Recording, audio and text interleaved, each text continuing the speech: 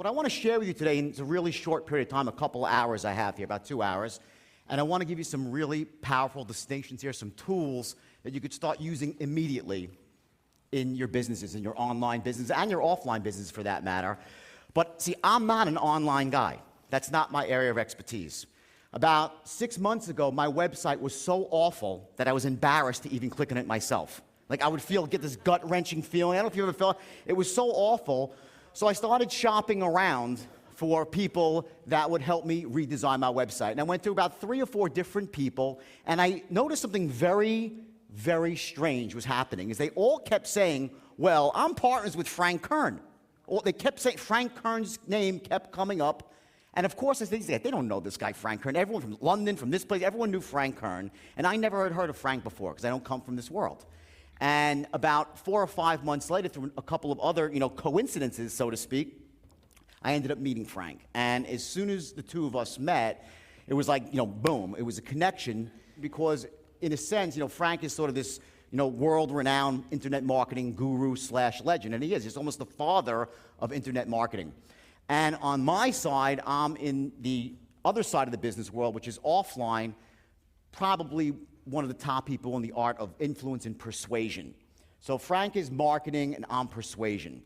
And the persuasion side of it is really what happens after the marketing is done. In other words, you can be the greatest marketer in the world, but if you literally can't fucking close. But is it okay if I know Frank, I'll curse a couple of times. I'm from New York and I worked on Wall Street, right? So I let out the F-bomb once in a while. It's okay, right? Yeah. Yes? Louder, yes? Awesome. If not, fuck off, because you already paid your money, right? So when Frank asked me to come speak here, I was like, okay, fabulous. I was just getting off a tour. I was on tour for about the last 5 weeks. I was in Australia, I was in Asia, Singapore, Thailand, Malaysia, New Zealand, did the whole 9 yards. I was away from my family for 5 weeks. Not a great thing, but it was a really successful tour. And when I came here, I said to Frank, listen, I've been on tour and I've been speaking to people who are mostly budding entrepreneurs, people that want to get into business for themselves. It wasn't an online tour. I said, and I was here the first day, and I think pretty much all of you are entrepreneurs. Raise your hand if you're an entrepreneur here. You can so. Everyone, right? Is anybody here, don't feel embarrassed, I'll throw an egg at you. Is anybody here that's not an entrepreneur? No, right, so you're all entrepreneurs, right? Of course, we have entrepreneurs and we have fucking entrepreneurs. There's a difference, right? You have like sort of dabblers and you have masters or experts, like Brendan was talking about. But the bottom line is this. As I said to Frank, I said, tell me, I want to serve your people at the highest level I possibly can. Because who's read the book, by the way? How many? A lot of people. Okay. So I have a lot of experience in business, all right, starting from a very young age. And I built one of the largest brokerage firms in America, was making $50 million a year, not in profit for myself, when I was 26 years old. Okay, had private jets, had the whole thing, yachts, sunk a yacht or two, kind of screwed up a bit, did a couple of drugs, just a couple, right? I should look like Keith Richards from the Rolling Stones, right? But anyway, I said to Frank, tell me, I said, what is it, through everything that I know? I said, give me the top 3 reasons, the top 3 things that hold your people back from achieving massive wealth and success. And it took him about 4 seconds to give me the first one. And I'll tell you what they are. I'm going to write it down for you. Number 1, or number 3 actually, because this is the third reason, was overwhelm. And I was surprised when he said it. He goes, it's overwhelming. He goes, there's so much info out there. There's so much opportunity out there. There's so many different things you need to be competent at that people tend to just say, shit, what do I do first? And they get overwhelmed, so they do nothing. They wait around for the perfect plan. They wait for the perfect product, for the perfect partnership or joint venture, the perfect month to launch, whatever it might be. But they fall into this level of overwhelm. And once you're in that state, that's a state of mind, emotional, physiological state, it's very difficult to do anything well. You could be the best entrepreneur in the world, but if you're in a state of overwhelm, you can't do much entrepreneurship. If you're a great parent and you're in a state of overwhelm, you can't be a great parent to your children. So when you're in that terrible state, nothing good happens. So that was the first thing that Frank said. They are overwhelmed with the magnitude of information, so they don't take action. Very important. The second thing he said to me was, so many of these people, they just don't have a powerful enough why. your why. And that really means, and just so you know, who here knows a little bit about self-development? Raise your hand, say aye. Aye. Louder, please. Aye. Thanks. Because it's after lunch, I want to keep some energy going here. So we all know what finding your why is. I don't want to make this some bullshit cliche session here about self-development, because we've all done that stuff, and some of it's really powerful, but a lot of times it doesn't really work. It doesn't take. For some reason, we don't actually get it and go to the highest level where we can internalize it and make it real in our lives. So what Frank was saying to me was that a lot of they want to make money, they want to be wealthy, they want to do the right thing, they want to give massive value, but they don't really understand at the higher level what their vision is for their own world, for the people that they love, not just themselves, for the people that they love, the people that they care about. They don't know why they're really doing it. That was the second reason. And the first one, which is the most compelling of all, and what it just so happens I am probably the world's foremost expert in, is Frank said, most of the people, no offense, he said in an avuncular, nice way, he goes, a lot of these people, and I'm going to use Frank's exact words, they cannot sell their way out of a paper bag. Sell their way out of a paper bag, meaning they're not closers. And because of that, and because they lack this, which is the most crucial distinction in success, bar none. Bar none is the ability to close the deal. Because of that, what happens is this. In your heart of hearts, we're all, all of us, we're all very smart, and our brains are constantly working and figuring shit out, right? So your brain is saying to you, I know I don't really have this stuff down, so I'm probably not going to succeed anyway. So you end up not taking action. See, I have a theory that goes as follows. Most people say, well, people don't take action because they have a fear of failure, right? I think, yes, that's true to some extent, but even more important is that people don't take action because they don't truly believe they're going to succeed. And because the brain is so intelligent and works so quickly, you run a movie out, you're down a year, you say, not really going to work, not worth it, I'm not doing all the work, I'm not taking the risk, I don't want to look foolish, and you get all the negatives start pouring in, and that overwhelming positive is that if I did it and really it worked, boom, you would do it. To that end, I want to ask everyone a question. I want you to answer honestly, okay? I want you to raise your hand. Here's the scenario. Ready? The scenario is as follows. If I said to you right now that I had a business for you, it's a business in a box, okay? And if you take this business in a box, it's going to cost you $20,000, okay? But I'll give it to you for free. It's going to require massive effort and work for 24 months. You have to work your ass off harder than you've ever worked in your entire life for 24 months. But I promise you, I guarantee you, that for the rest of your life, there's a 100% guarantee you will make a minimum of $3 million a year. Who would be willing to put in 2 years of hard work for $3 million a year? Raise your hand. Okay, if your hand's not up, you're insane, okay?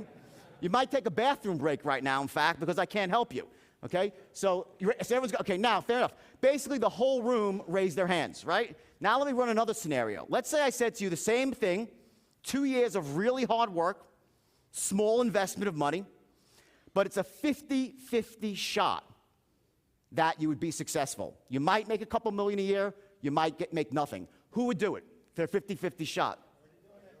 Okay, they're already doing it. Excellent point. I love this man. Who is it? Give this guy.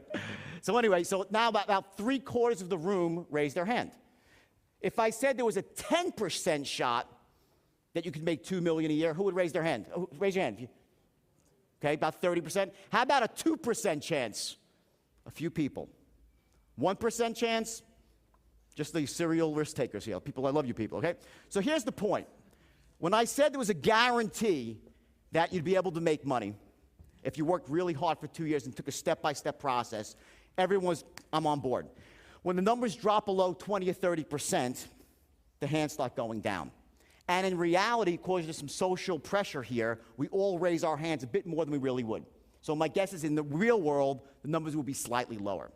So the idea is, and what Frank was saying to me in short, was that most of the people that I deal with, they lack this skill. They're not closers, they're not influencers, they're not salespeople. And I have to tell you this, some people think sales is a dirty word. Selling is everything in life. Either you're selling, meaning you're influencing, persuading, or you're failing. Either you're selling someone on that your ideas and concepts make sense, your products make sense.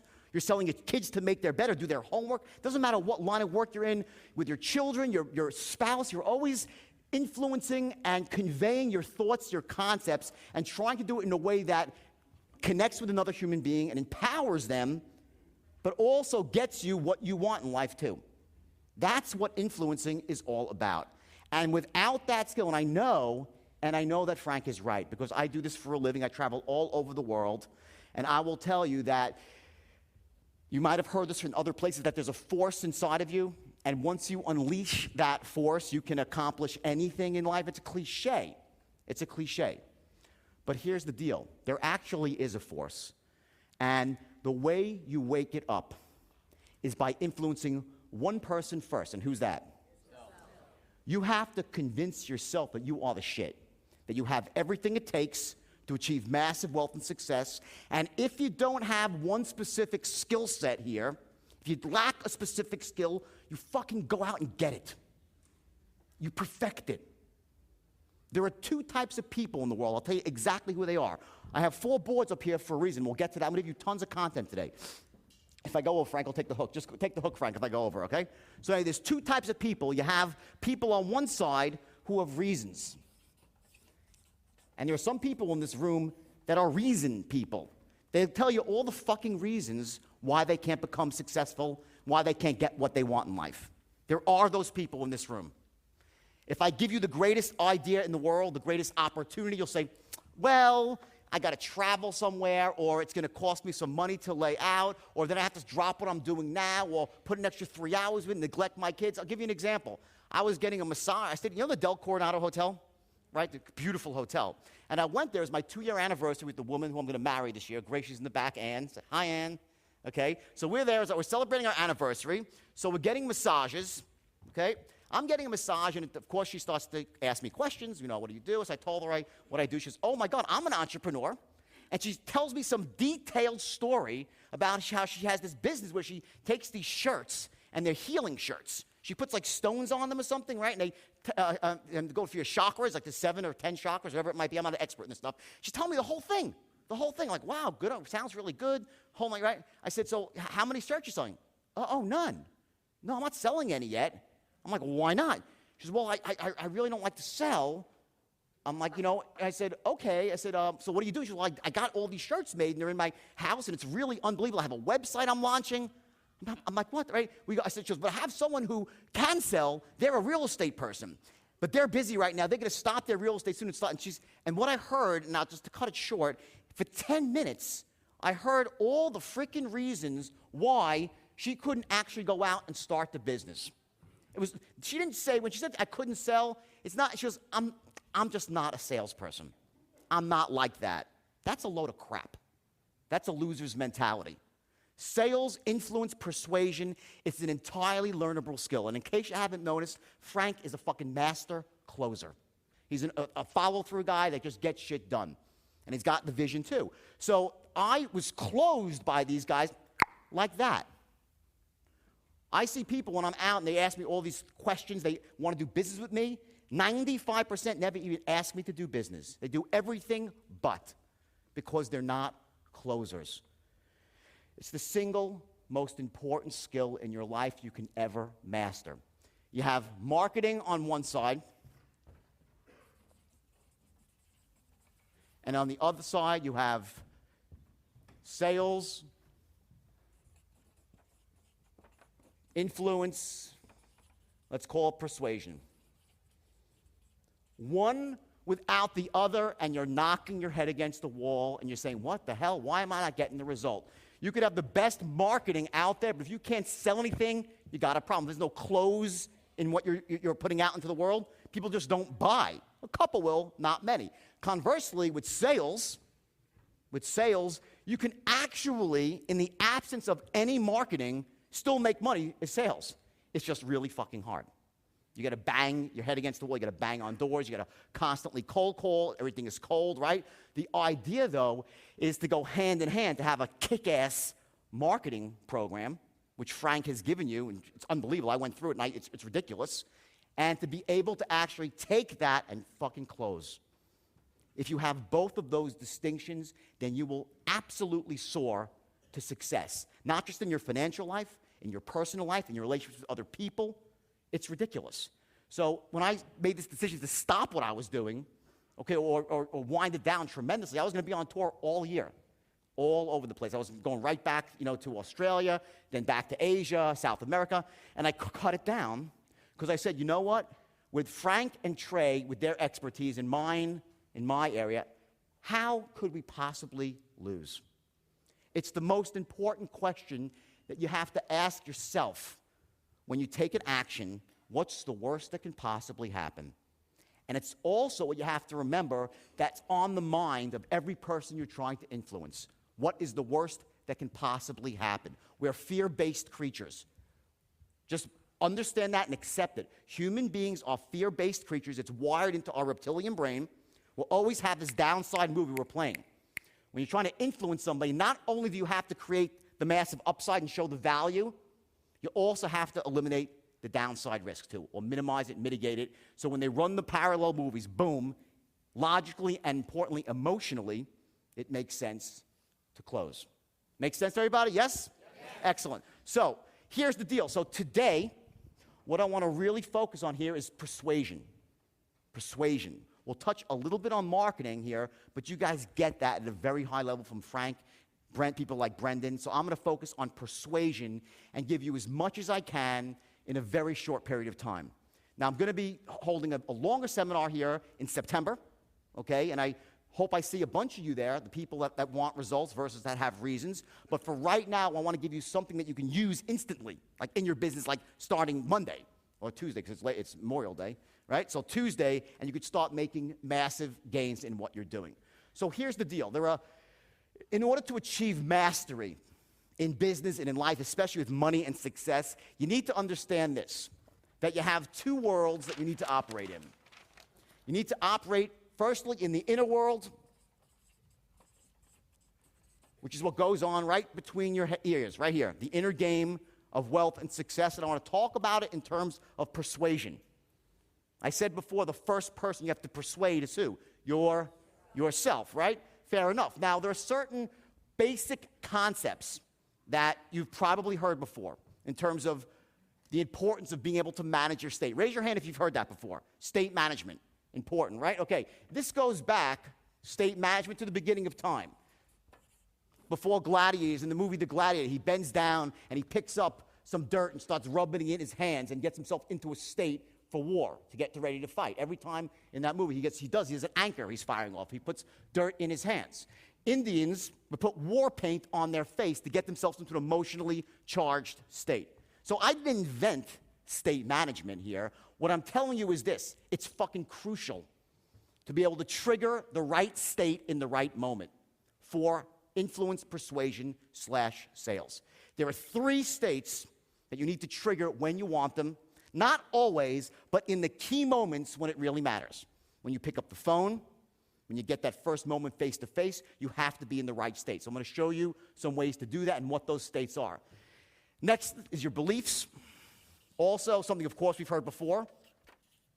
Basically that, we are the sum of our beliefs about what the world is, how we operate in the world. And I look at beliefs like this. We have, of course, the empowering beliefs that lead us to wealth and success. And we have the disempowering beliefs that lead us to poverty, misery, and failure.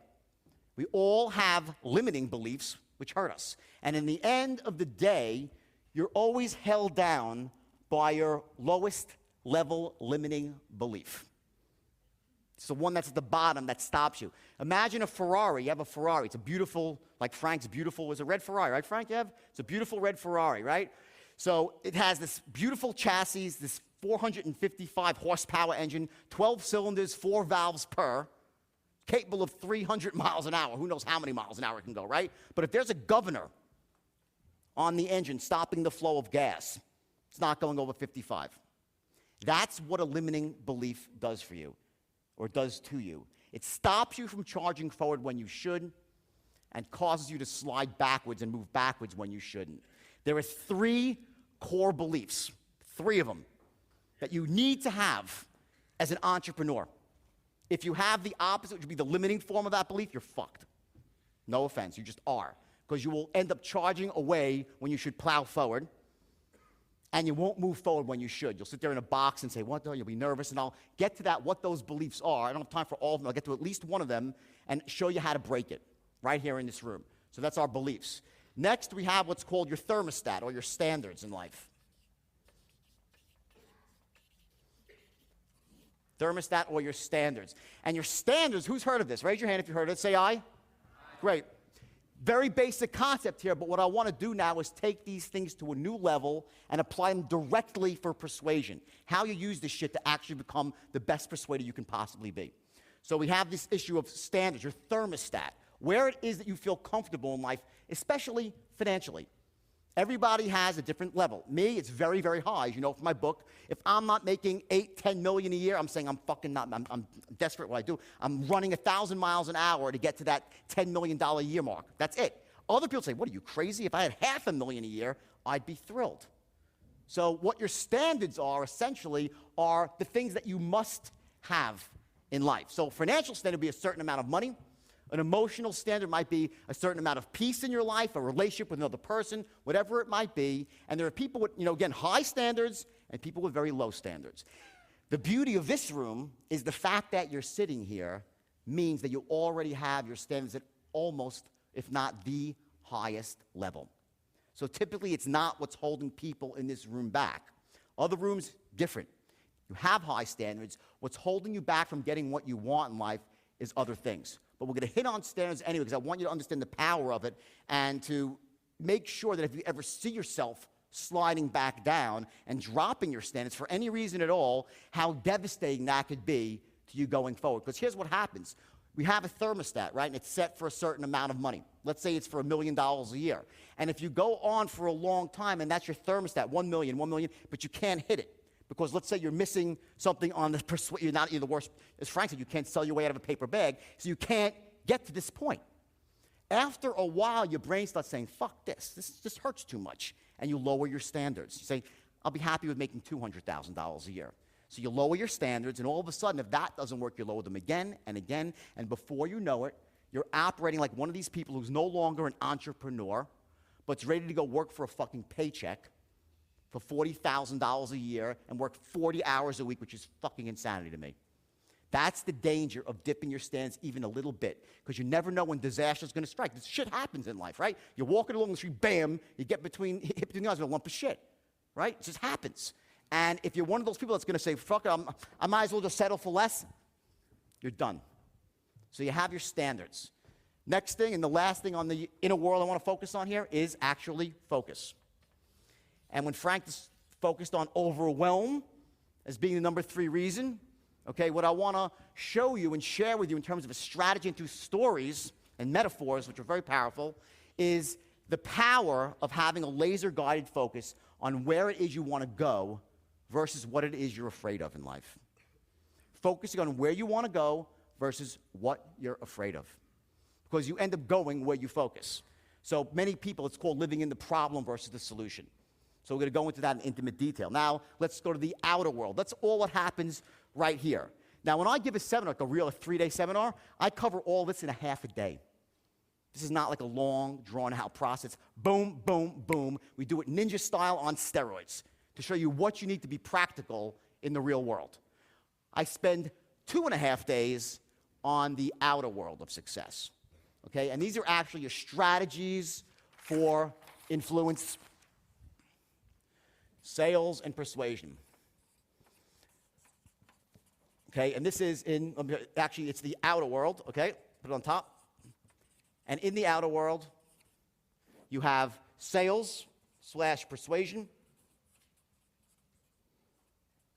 influence, right? You have marketing, which is offline and online. Both, by the way, if you can't just be an online marketer without paying any attention to the real world, what's going on outside the internet, right? And lastly, I want to talk about entrepreneurship. These are actually the skills and the strategies that you need to leverage from being a single-man shop doing everything yourself or working with just one or two other assistants and outsourcing? How do you actually take what you have once it starts to work and literally hit it out of the park? And lastly, and I don't have time for it today, one thing I do talk about also is something called MSIs, and these are multiple streams of income. After you become wealthy, this is part of an overall formula for big wealth, not just a few, but for 10, 20, 30, $50 million, is that once you start making money in your core business on the internet, you want to then start diversifying and leveraging in real estate and other multiple streams of income. So we'll get to that. If I can touch on it, if I have time for it, we'll see. So those are the goals for today. And rather than telling this to you in a very dry way, informationally, I'm going to give you the lessons by telling you the story of my life. And but I'm going to tell the story of my life in a very specific way. So the lessons are there, and I'll point them out as we move along, and I'll save some good ones for when we sum it all up at the end. So the bottom line is this. You've read my book. You know I've had pretty much the most insane life on the planet, right? Yeah, yes. You got it. I know. Still alive, right? Which is a miracle unto itself, by the way. Okay? And I'm sober for 13 years, believe it or not. Okay?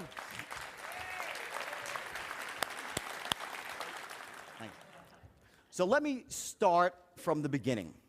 And I was basically a born entrepreneur from the time I emerged from my mother's womb. At the age of 8, I had my first business. It was a paper route. And I was literally knocking on doors, expanding my paper route. Now, when I do an entrepreneurship seminar, not for internet marketers, I tell a story about, how I was overcoming fear and knocking on doors and whatnot. And I talk about how I ended up expanding it and selling the business. But I want to focus on something a little bit different here. What really carved my niche in the paper route business at the age of 8 was something that my next door neighbor, who was an older guy, 40 years, a man, my friend's father, he gave me a piece of advice. And he said to me, if you're knocking on doors, here's what you got to do. He goes, follow around the other paper boy who's delivering the competing paper and knock on every door that he drops the paper at. This was what the man said to me. He goes, because if they're buying the Newsday, they'll also buy the New York Post. So the idea of don't sell shit to people, don't buy this sort of stuff, right? I was like, okay, great. And I started doing that, and I exploded my paper route. It was my first mentor at the age of 8. It was pretty cool.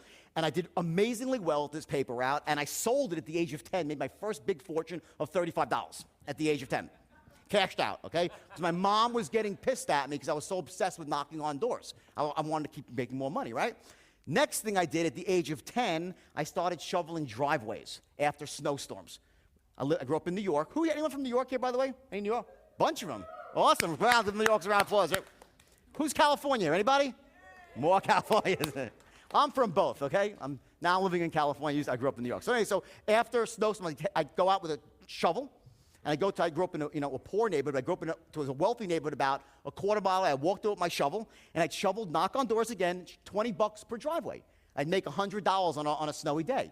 I did amazing for like 2.5 years, and then fucking Al Gore, before he invented the internet, he also invented global warming, and that fucked me up too, right? All of a sudden, it didn't snow for like 2 years because of Al Gore, right? So he was young, but it's Al Gore's fault, right? So no snow, I was out of business, right? So I said, well, okay, I can't do that anymore. I was watching TV, and I saw a magic show on TV. I became obsessed with becoming a magician. So here's what I did. I went out. I didn't actually become a magician. Not first. I put an ad in the Penny Saver for $25, saying $25, children's parties, the amazing Belfort. I didn't even know how to do magic tricks yet. But I went out there, and I had my mother she made me like a hat, like one of those things, like a Harry Potter hat, right? And I got a cape and the whole thing, right?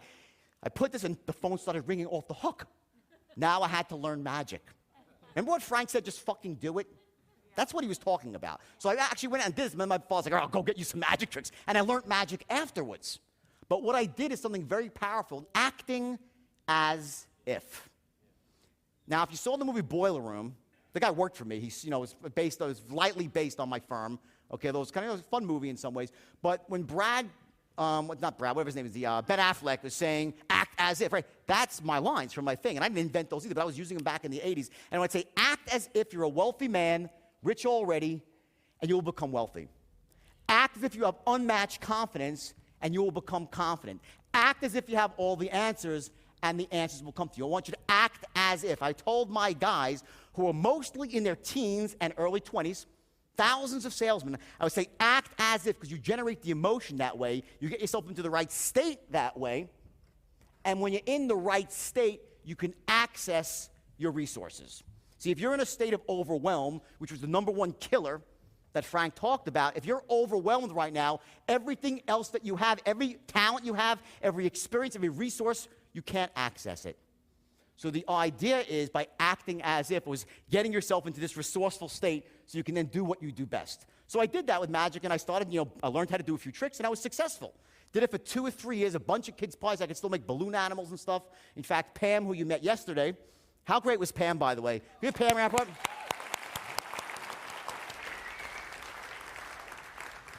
Pam, in fact, has changed my life, because she's starting tomorrow, is it the day after tomorrow, she's working for me full time. She worked for Tony for 18 years, and now she's working for me, and it's a gift for me, because my business is growing so fast, and I was nervous, because it's out of control, since I didn't have someone that really could help me develop all this stuff into products, and Pam came along at the right time. It's unbelievable. So Pam's like my secret weapon. Well, it's really, man, I look at her as my partner, too. She's just amazing, as is her husband, Chris, who's back there. So anyway, so I go there acting as if, right? So now I do this for a couple of years, make some decent money, and then I have my first big hit when I'm 16 years old. And what it is this. I go down to the beach one day. You New Yorkers know Jones Beach, right? It's a huge beach with thousands upon thousands upon thousands of people. And I'm down there one day, and it's 92 degrees, really humid, and people are bitching and moaning as they're walking up to the concession stand, which is really far away. You got to take like a half-a-mile walk up to the boardwalk, right? So I'm like, fuck. I said, what if I just brought down some Italian ices and chipwitches and some stuff right down to the water's edge? I'd make a fortune, right? Next night I went home, and Yellow Pages back then, that's what it was, and I found an ice cream distributor. I go down with my car, don't know a thing about this. I buy a styrofoam cooler, and I load up with Italian ices, chipwitches, fudgicles, Milky Ways, and Snickers. Put a slab of dry ice above it. I go down to the beach, and in 1 hour, I sold out my cooler, and I made $100 in 1 hour. My friends back then, I think minimum was like $1.35 an hour. I made $100 in an hour. So the next day, what did I do? Well, I already, for some reason, and I'll tell you where I think I got it later, I had some pretty high standards, a pretty high thermostat. So I didn't say, this is a good way to make $100 a day. I went and bought 4 coolers the next day. And I went down to the beach really early, and that day I blew them out and made $400.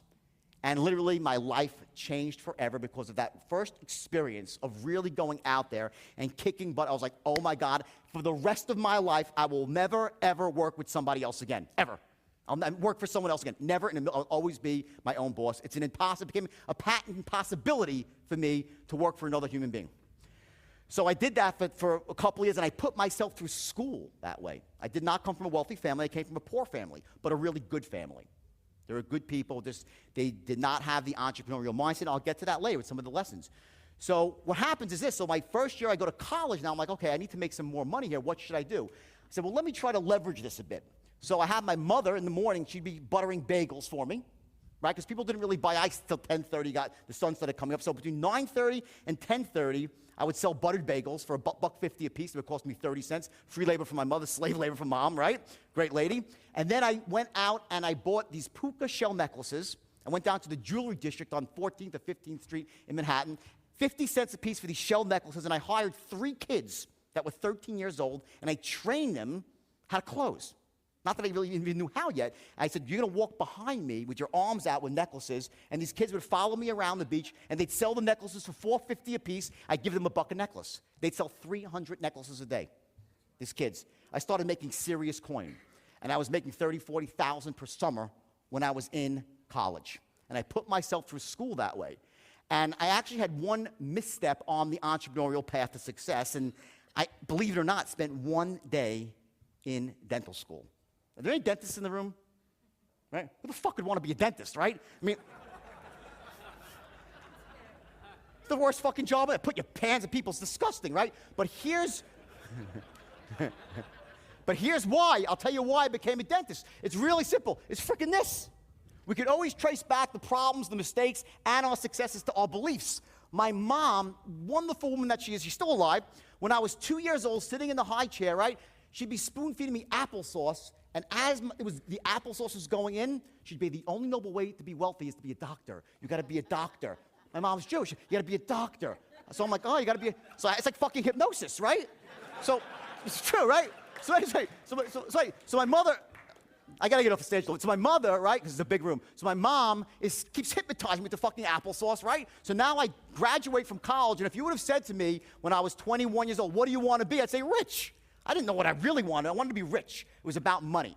So I had that voice in the back of my head that we all have, and it was saying, the only noble way to get wealthy is to be a doctor. You got to be a doctor. So I said, well, I'm not going to be a fucking doctor. That's 14 more years of school, and I want to be rich now. I said, but maybe a dentist will be great because there's only 4 more years of school, right? And that'll be Dr. Belfort, so my mom will still be happy. Dentists make a fortune anyway, right? So the whole world will be perfect. It'll be Dr. Belfort, I'll be rich, and the world will be perfect as it should be. So I actually applied to dental school. I was a good student. I got into dental school, right? And here's what happens. It was another pivotal moment in my life. My first day of dental school, there's an orientation. And I sit in the rooms at 105 dental students in an auditorium. So I'm looking around like, I'm sitting and sizing up the competition. Okay, looks pretty good, right? And the dean stands up on stage, and he's this white-haired guy. He had a white jacket on, looking very dental and everything, right? Like a real dentist type, white hair, okay? He's like, welcome you all to the Baltimore College of Dental Surgery. You should be very proud to have come this far in your career, and you're going to be a pillar of the community. And he starts saying all this sort of stuff. I'm like, okay. And I'm looking around, looks pretty good. And then he says, let me say this. The golden age of dentistry is over. He goes, if you're here to make a lot of money, you're probably in the wrong place. I'm like, what the fuck? I'm in the wrong place. And I got up, I hightailed it. The first day, I walked, excuse me, I freaking got kids. I was looking. Then, not to belabor the point, I did something that no one would ever forget in this dental school. I'm sure it never happened before or after, as I actually auctioned off my dental equipment. I bought, because I had to buy all this like $5,000 of shit before I actually signed up for dental school, right? That drills and this and wow. I'm like holding an auction in the school, just getting rid of the stuff, right? So, I didn't tell my mother, though, that I quit, because how could I tell my mom? I felt compelled to lie. I owed it to her, I thought, right? So she's like, how's school? Oh, it's great. For like 3 months, I hid down in Maryland because I couldn't break the news to my mom that I was not going to be a doctor, right? Finally, the money ran out. I had to get real with my life, so I went back up to New York, and I sat down, and I told my parents for the first time what my career was going to be, and it literally blew them away. I'll tell you what it was. I said to them, I want to be, which for them is one of the most evil words in the world, okay? It's why they never had any money in their lives, but it was the evil word, and I threw the S word at them. I said, I'm going to be a salesman, which for my parents was synonymous with 2 words, slime and bucket. I still have distinct memories. Anyone my age, I'm in my 40s here, remember the filler brush man? Right? My mother, fucking filler brush man is here. I can't believe, don't trust the salesman. Get it? I always had that belief not to trust the salesman. My mom was 5 years old, I got it. And we're going to discuss that in detail, why some of you are having problems persuading, influencing, and closing. And I'm going to show you some very powerful, some very simple ways that you can dramatically ramp up your closing rate by confronting that belief in an elegant way about not to trust, in a way that empowers people, and also with the understanding that you would only do this ethically. So anyway, I took some massive action too, and I told my parents I was going to be a salesman / slime bucket, okay? And my mother's like, oh my God, not a salesman. I said, it gets worse, Mom. I'm going to be selling meat and seafood. My son, the meat salesman. And she was like, and she was dying. I mean, literally. But, my parents are wonderful people, and they support me. And, they finally said, okay, whatever, good luck, and so on and so on. So I went down to this warehouse, and it was like a meat warehouse, and they had this business, you might know, where the people go around in little pickup trucks selling steak, shrimps, and lobster tails door to door, and that was the job, right? And I was like, all right, whatever, give it a whirl. And they put me on a truck with somebody else who was training me for the first day, and on this particular day, something happened that I would never forget, and it really defined one of the crucial distinctions that I've learned about influencing and persuasion in sales. I went out for this guy, his name was Elliot, and great guy. In the book, he's the Penguin, by the way. The guy in the book, the Penguin character, right? And Elliot was my trainer, and we go out, and he's knocking on doors all morning. You were cold calling, knocking on doors, right? And between 9 and 12, he was so positive and pumped, and he's like, knocking, goes, hey, my name's Elliot. I deliver filet mignon, shrimp, and lobster tails to all your neighbors. I have a couple extra boxes on the truck. I'll give them to you at cost. That was his pitch, right? No one wanted the food.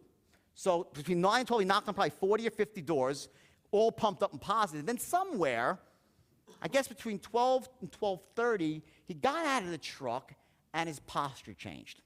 And I watched him sort of lumber up to the door with his head hung low, and he knocked on the door, and I was like a step behind him. He's like this. He's like, hi, my name's Elliot. He goes, you wouldn't want any filet mignon and shrimp or lobster tails, right? The last 10 people, then what he didn't say, but what his voice said was, the last 20 people didn't want any, so you probably don't want any too, I'm sure, right? So let me just not waste any more time and go on to the next person who's going to say no. That's what he was basically signaling with his body language and his tonality. And I saw that happen, and I swear to you, you don't remember everything that happens to you in life, you know what I mean? But some things, for whatever reason, make an indelible impact on your brain. That, to me, was like, I was like, holy shit. I was like, I can never, ever let myself get into that. I didn't call it state, by the way. I call it getting negative. I can never allow myself to get negative like that, because when you're negative, you can't influence anybody. And it was so obvious to me looking out from the outside in, but to Elliot, he didn't even know it was wrong. He's like saying, fuck, no one wants to know. He kept going all the no. I just sat there and listened, and I watched this guy lose his state of certainty and confidence and clarity and go into a state of fear, negativity, rejection, overwhelm. The guy couldn't sell his way out of a paper bag. Next day, I went out myself, aware of that fact, and also not aware of the fact that I was about to realize I had a special ability to speak and to really be, clever with my lines. And I went out there and boom, something just happened, and I literally broke the company record on my first day as a meat salesman. I sold out the entire truck, 35 boxes. Second day, I sold one woman like the whole truck. She put everything in my truck. She almost was going to buy the truck from me. Like, I think she wanted to buy. I'm not kidding. How much is she? Because I made her feel really bad. I was like, sincerity. Anyway, I was very young back then. So she wanted to buy the truck. So I go back to the warehouse. They're freaking out. I load me up with even more boxes. I proceed the first week to literally shatter the company record. And I shatter it. So like 240 boxes of meat. The record had been 105 or something, right? So after about a couple of weeks of this, I'm like, why the hell am I making these bozos all this money, right? I said I'd never, because that first belief that I had formed from an early experience. Remember, our beliefs are formed through experiences in our life. Some of those early experiences that you might have been subjected to by your family, by your peers, by the school system, all these things get inserted in our brains like computer viruses, and they fucking destroy us. And they stop us from getting what we deserve. These malicious viruses. So the idea is, what do? You get to reboot and get them the fuck out, the viruses, right? Well, the bottom line is I had this belief, which is an empowering belief, that I should never work for someone else. So instantly, what did I do? I acted on it. I had a belief, I acted on it. And I said, I'm going to buy my own truck. I went down to the meat market, made myself a freezer box, started going door to door myself. And I launched a company called Manchester Farms Meat and Seafood, because it sounded good. Manchester Farms, it sounded good, right? Anyway, I do really well. I buy a second truck. Then I buy a third truck. Before I know it, I realized, wow, not only can I sell myself, but I can train other salespeople. It like came really, when I just started talking to salespeople, and they were looking at me, I knew I was saying stuff that was connecting with them, and I started developing this sort of loose system about what it meant to motivate people without knowing what I was doing, how to get people to close. And back then, it was mostly about tonality. I had this ability, I could hear, I had a good ear for tonality, for closing tonalities and influencing tonalities. And I started developing this sort of unconscious system, meaning that it wasn't out and like where I could write it down, but I knew what to say. I trained within 8 months. I had 26 trucks on the road. I became a millionaire. And I was just turned 22 years old. I was already a millionaire. So I went out and did what all millionaires should do. I bought a beautiful red Porsche, okay? But even what more is I leased the Porsche. Well, I fucking pay for it, right? I leased the Porsche. I started living really well. I had a ton of money in my pocket. But in fact, I was making every classic mistake that first-time entrepreneurs make.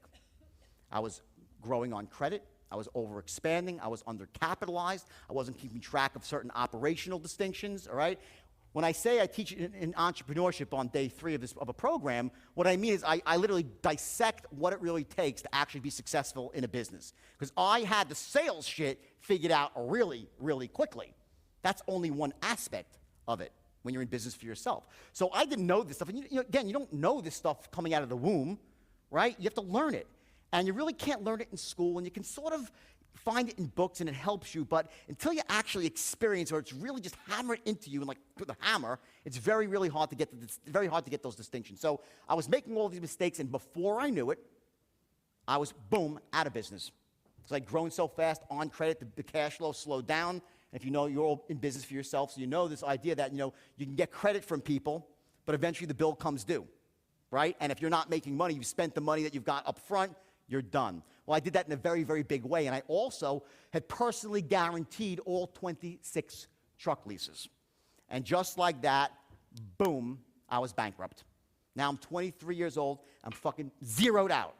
The saddest day up to my then life was when the tow truck came. They literally towed my little red Porsche away. It was like a tear trickling down my eye. And I sat there, and I was married to a great girl, my first wife back then. She was a lovely person.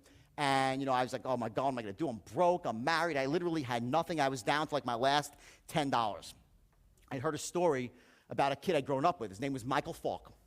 Probably not in this room. But Michael Falk was sort of the kid, and the reason I asked that is because he was the kid everyone picked on growing up. He was like the kid that never showered. The kid that never showered in your neighborhood, terrible acne. His family was really weird and shit. That fucking kid's weird. You don't want to go to that house. It smells bad. That was Michael Falk, right? The kid with the bad-smelling house, right? So there's always one in every neighborhood, right? So I hear this thing. Michael Falk is driving a Ferrari and making $1 million a year. I'm like, what the fuck? No way. I'm like, no way you can't. I own my own business, and I thought I was making money, but I was making 10 grand a month back then. It's like $1 million a year. It seemed inconceivable to me. Inconceivable, right? Sure enough, I actually see the guy in his red Ferrari. One day he just pulls up, right? I see this guy. Now he's got a beautiful $2,000 suit on. He looks fucking good. The kid shook off the weirdness, right? And he's looking good. He tells me he's working on Wall Street and he's making, $1 million. This year I'll make $1 million too. I was like, fuck. I'm like, if this guy can make $1 million too, I can make $10 million. I freaking know it. That's what I said. You ever have that feeling? Raise your hand. Yeah?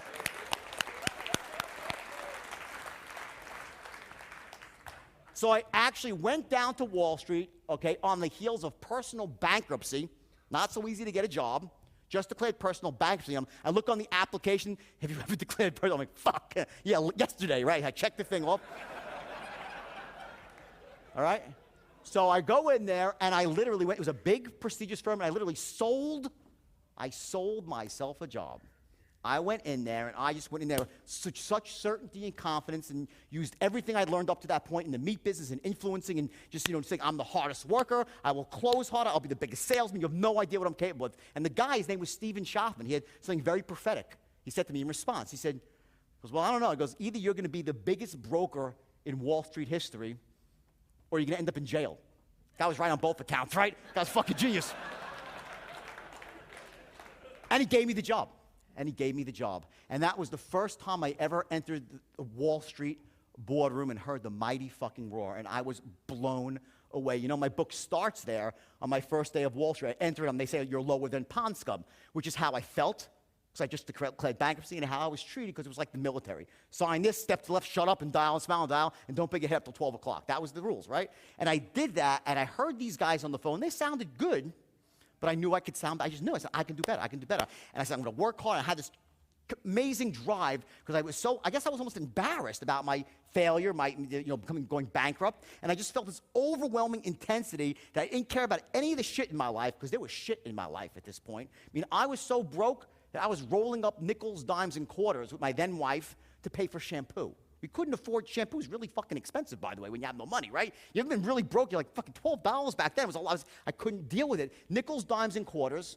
On weekends, I'd go to the beach when it was warm out, and I'd sell ices to try to, supplement my cash flow because I was getting paid $80 a week to work at this firm in the training program, and it was costing me $130 to commute. So I was getting worse and worse and worse. But here's the irony. The irony is that as bad as my life was financially, I was fucking thrilled. I was totally happy. You know why? Because I knew exactly where I wanted to go. I had a clear vision for my future. Not a goal. See, I believe in setting goals, but goals in the absence of a higher vision and without a powerful why are fucking worthless. It's the stuff of failures. People that are serial goal setters, we set goals, we let them go in 2 seconds, and no one gives a shit anymore. In 1959, Earl Nightingale, you know the name Earl Nightingale? The Strangest Secret? What an amazing concept that was in 1959, 1960, right? It's gotten bastardized, this idea of setting goals and taking action. You need more. You have to have a vision above your goals. So this is what Frank was talking about. We just said it, he blurred it into it. People don't have a why. That's what he was saying. The people say, yeah, they go to Frank, I want to be rich. I want to launch this product. I want to make this DVD. But it's bullshit. if there's nothing above it that's truly, truly driving you to take action. At the heart of influence, by the way, on a separate level, and I'm just going to jump ahead for a second, people, if you're looking to influence people, to get people to want to be on your team, to join you in a launch, to be your affiliate, whatever it might be, people will never, ever buy into your goals, but they'll buy into your vision for the future. They'll never follow you. They won't follow your goals, but they'll follow your vision. Every human being on the planet, we're just built this way. We are hungry, thirsty for a vision. When Pam came to me, I didn't ask her to, I would never ask her to leave Tony after all those years. Pam came to me and said, I want to make this move because, she'd been with him for many, many years. I said, what's it? She goes, it's your vision. Your vision is so bold. I love so much with the integrity because, I made some huge mistakes in my life. And the first thing I said to Pam, I said, Pam, everything we do, I want you to make it. I said, Pam, 10 times is what it requires. I don't care what it costs. I want more value in every piece of content I have, everything I do. I want 10 times as much value as anyone would ever expect that meets me. That's your mantra. And if you can't speak to me in absence of anything, go for 10 times more value than anyone would ever want and expect. I said, and we will become so successful that way because when you give value and you have the other shit in place, you make a fortune. It was the vision that I had that attracted Pam. It was the vision that Frank had and that I had together that it caused us to attract each other, get Jimmy to move across the... You get it? People will never follow your goals. They follow your vision. Which leads us to the question, well, how do you create a compelling vision for the future? I mean, really, a compelling vision for the future that not only inspires you, it's got to inspire you first, but also how do you share that vision with other people in a way that turns them on, that empowers them, that makes them want to be part of what you are. When I say buy into you, not just with money, but with their time and their sweat equity. When you have a compelling vision and you learn how to share that vision, you'll find your internet marketing, the problems will begin to melt away. Because people want to just be in business with you, to be around you, because they're thirsty for your vision.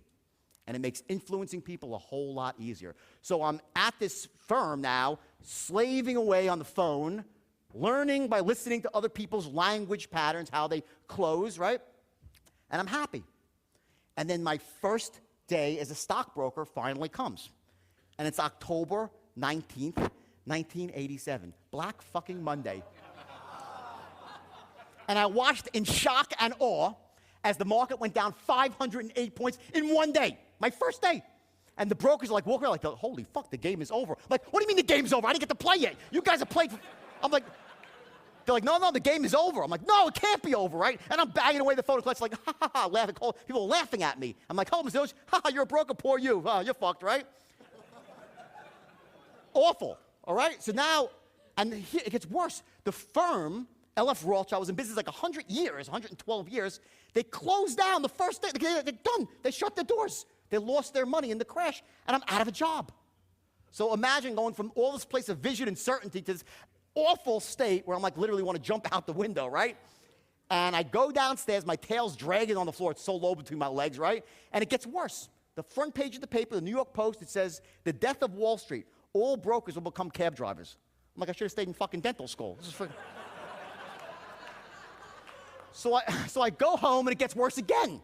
Because my first wife, she was a great woman, but she wasn't the sharpest tool in the shed, She just never watched the news. She never read the newspaper. All she was watching soap operas and Oprah all day. So while on that day, October 19th, 1987, everyone knew the market crashed, it was everyone but her.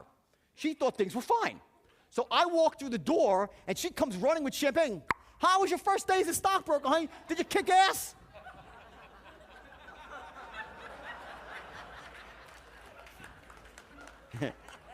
We divorced shortly thereafter. So there you go.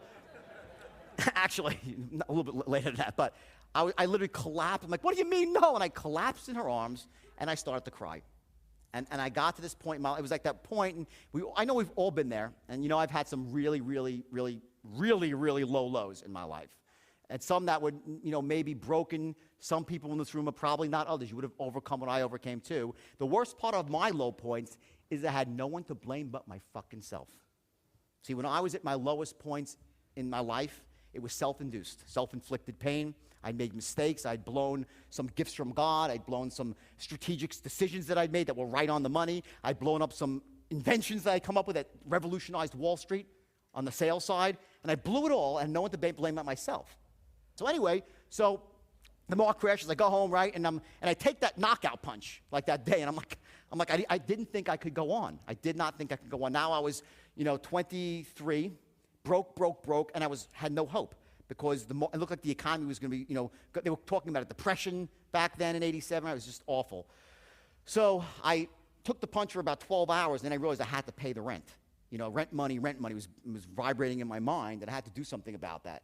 So I picked up the help wanted section of the paper, and I was looking for anything but brokerage. No one was hiring. And I stumbled upon, just by sheer chance, an ad for stockbrokers. But it wasn't on Wall Street, it was in Long Island, which was kind of odd because, Wall Street's Wall Street. I didn't know that much about the market back then. And I walked into this firm, and the second I walked in, I'm like, geez, what the hell's going on here? They were selling penny stocks.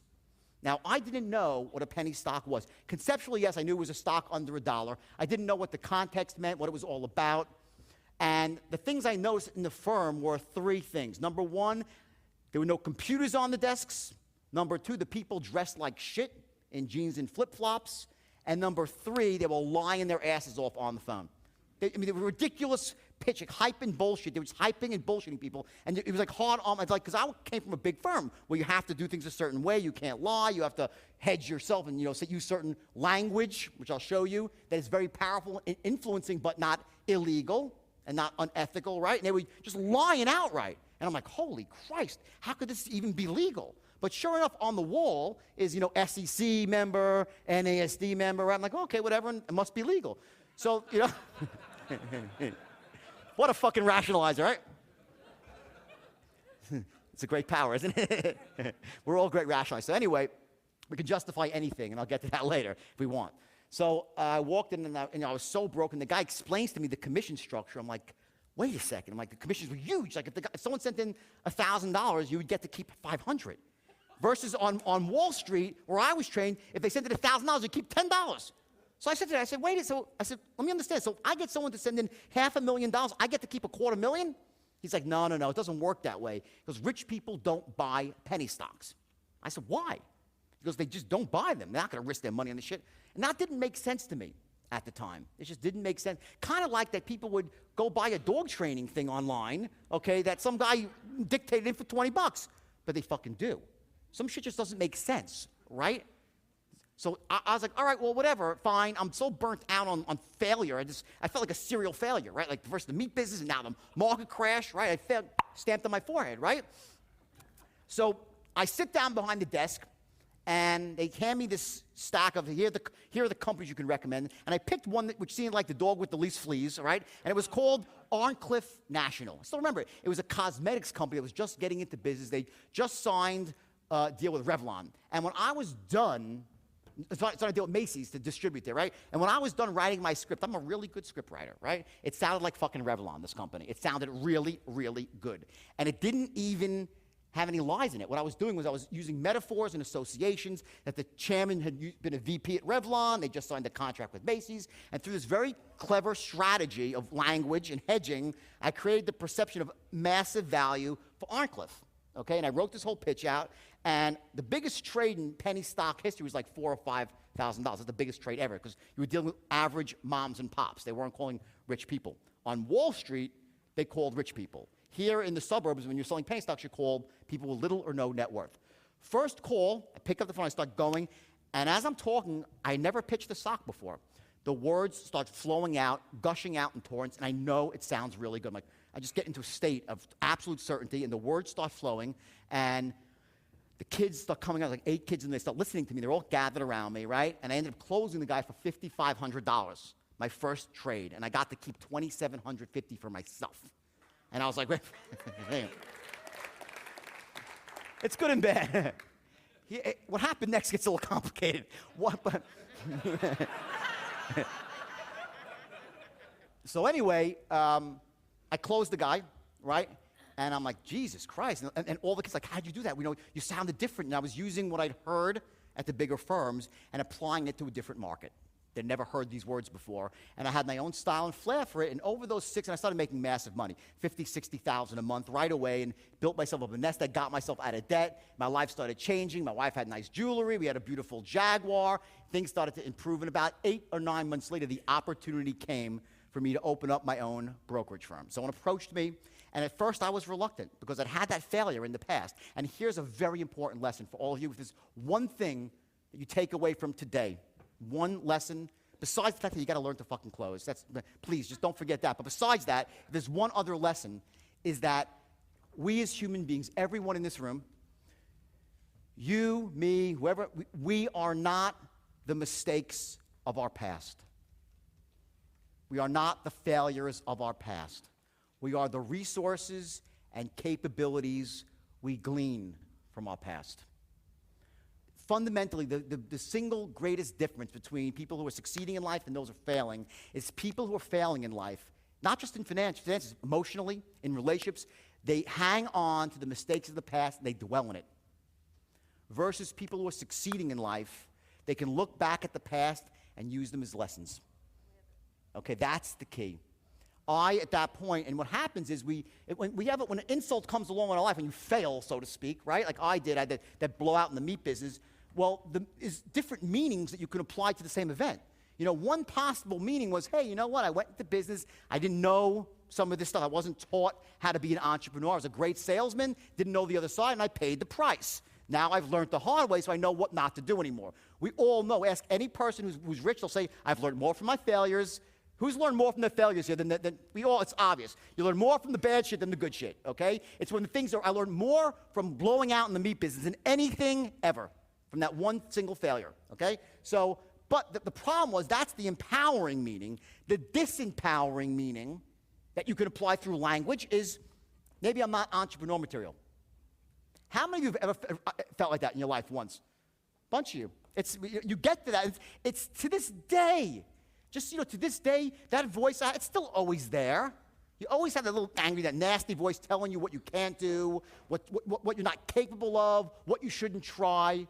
Learning to tame that voice and to actually switch it, to harness that voice, and there's a way to do it, to turn that fear you have into a motivating factor is incredibly empowering to you. So we'll talk about how to do that. So back then, I almost didn't go forward because I had this belief, maybe I'm not entrepreneurial. Maybe I should just work for someone else. One failure. But I broke through it. I started my firm, and I started this time, rather than going all out with a beautiful place, I started out of the closet of a used car dealership with one guy, okay? And I started selling penny stocks. And I started training. These young kids came to me. They were very young, a couple of guys that worked for me, and they had some friends. Everyone was about 18 to 22 years old, and there wasn't one member of the Lucky Sperm Club in my group, okay? I was not going after the high-end guys. They were not geniuses by any stretch of the imagination. The average IQ was like Forrest Gump on 3 hits of acid, okay? Those were my people, okay? And that's who I hired. They were young kids, and and now watch the lessons here, though, they never believed they were capable of greatness. Their parents never told them that growing up. They never were told by society they were capable of being $1 million a year guys. Or girls, right? They didn't have any empowering beliefs. They were mostly emotional vegetables when it came to wealth and success. They knew nothing, right? So I had all these guys, okay, and those are that trained them, right? So it starts off when they're selling penny stocks for me. And I'm doing well, and I'm giving these meetings, and the meetings are fun, and they're great, right?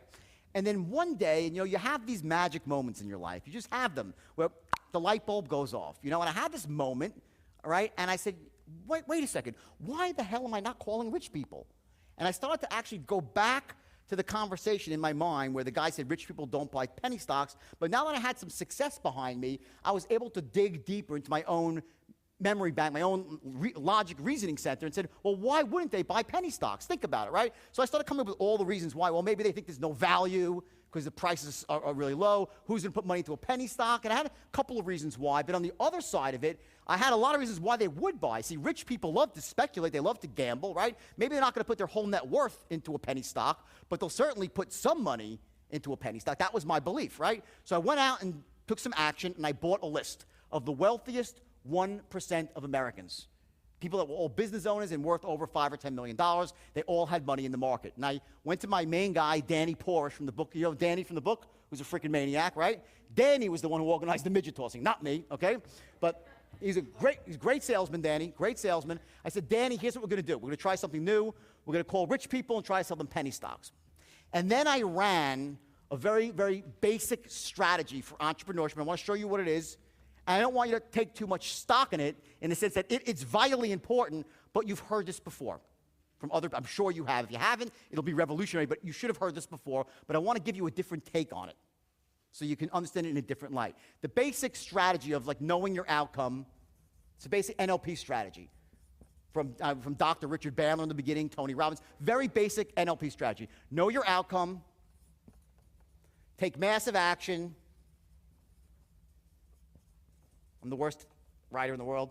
Analyze your results, see what's working, what's not, and change your plan accordingly. Who's heard this before? Raise your hand, please. Right, this is no big deal, right? Nothing I invented, no great shakes. Instinctively, I think we all know that this is the right strategy, how you go about accomplishing a goal or achieving your vision, right? The breakdown, what I want to focus what the breakdown is, the problem happens over here, is when you keep taking your actions and you're analyzing your results and the shit ain't working. So when the shit's not working, you start falling into a disempowered state of being pissed off and overwhelmed and angry. You become uncertain about yourself, your own skill set. So the idea is that when you're writing this strategy, and I'll get into this a little more later, is you need to maintain yourself in a positive state while you're analyzing the results. This is the killer, everybody, in this formula. If you're running this strategy, which is so basic, we all know this, we tend to fall into negative, disempowered states somewhere in here. And then when we analyze our results, we're doing it in a very negative frame. Next time we go out to take action, we'll take a bit less action because we don't believe that we'll actually succeed. Remember I started off said people really don't take action, not so much that they're scared of failing because they really don't believe it'll work. That's what starts happening when people run this formula. The difference between success and failure is not knowing this, it's fucking doing it in a way that empowers you and doesn't destroy you. And it's not that easy. It takes some work. It takes some training in your own mind, a couple of crucial distinctions which I'll share with you, but you can do this. So anyway, I was writing this strategy back then, not knowing it was this, but I just said, okay, fair enough. I tried to sell them penny stocks, no one bought. We actually cold called 150 people. Not one investor bought a penny stock. So I said to Danny, all right, let's try something else. I said, let's take this stock. It was like it was a 60-cent stock. I said, let's reverse split the stock 1 for 10, which just means all it means is that you're taking the stock and making it $6. It's the same fucking stock. No difference. Everyone follow me? It doesn't matter. It's just less shares outstanding, higher price, same name of the company. The company's not changed, but by repackaging it at $6, we said, well, maybe that will make it more palatable. And for people that are, you guys are marketing experts, you know sometimes the price point, the higher price implies more value, right? So we tried that again, no one bought. We couldn't have anybody to come invest in this $6 stock. Name of the company was Ventura Entertainment. So this is my second shot. So what do you do again? Did I get, oh shit, this is terrible? No. Change the approach again. And how many times do you change your approach? Yell it out, please. Right. So we all know this, right? Good. I was in some rooms like, well, we don't know. I said, many's a fucking takes, right? But anyway, so I was changing my approach now again, and this time I said, okay, well, there's some things working against me. Here's what they are. It's pretty obvious. And I had Danny as a sounding board. I said, number one, they don't know who the hell we are. No one's ever heard of Stratton Oakmont back then. Now they all know Stratton Oakmont, right? Number two, they don't know us. We're strange. We're not their local stockbrokers, right, offering them a deal. We're some stockbroker calling over the phone. And number three, they never heard of the company.